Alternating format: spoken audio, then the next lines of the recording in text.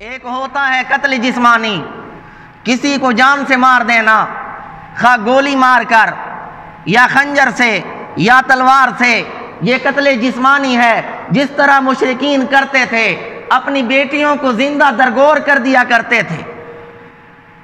اور ایک ہے قتل روحانی، اولاد کی تربیت نہ کرنا، یہ قتل روحانی ہے۔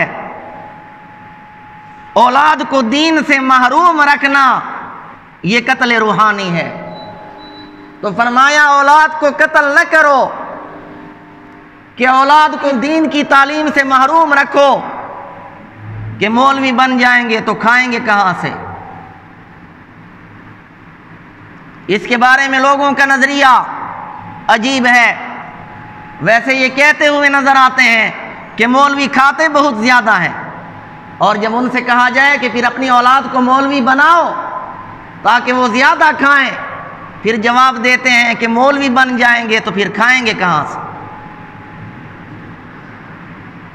دنیاوی تعلیم کے لیے ملک سے باہر بھیج دیتے ہیں اور دینی تعلیم سے محروم رکھتے ہیں، یہ قتل روحانی ہے، یہ اولاد کا قتل ہے، اور اسی قتل سے روکا گیا۔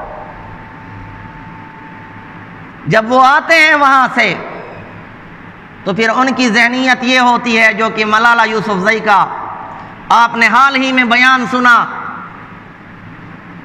وہ کہتی ہے کہ میری سمجھ میں یہ بات نہیں آتی کہ مسلمان نکاح کیوں کرتے ہیں، پارٹنرشپ کے ساتھ بھی تو زندگی گزاری جا سکتی ہے معاذ اللہ۔ ملالہ کی حالت دیہات کی اس عورت جیسی ہے۔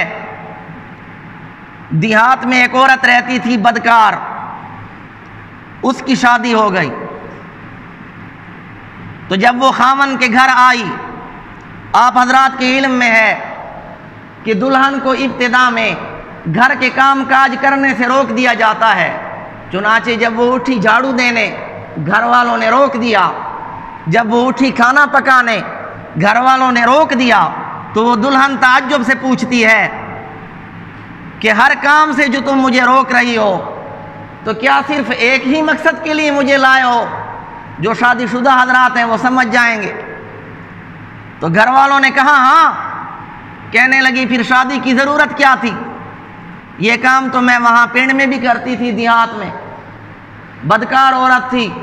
تو ملالہ کا بیان بھی بعین ہی اسی طرح ہے، کیونکہ وہ زندگی گزار چکی ہے پارٹنرشپ والی۔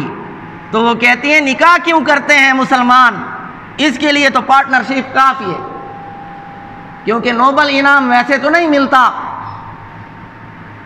نوبل انعام تک پہنچتے پہنچتے پتہ نہیں کتنے انعامات وصول کر چکی۔ میں ایسی بدکار عورتوں کا تذکرہ ممبر پہ مناسب نہیں سمجھتا۔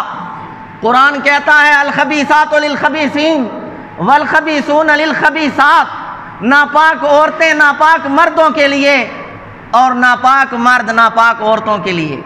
تو اس قسم کی عورتوں کو ایسے مرد مل جاتے ہیں جیسا کہ شیخ رشید ہے، دونوں کا نظریہ ایک جیسا، پرواز ہے دونوں کی سی ایک فضا میں۔ تو بہرحال ایک قتل جسمانی ہے، ایک قتل روحانی ہے۔ قتل روحانی اولاد کو دینی تعلیم سے محروم رکھنا، یہ قتل روحانی ہے۔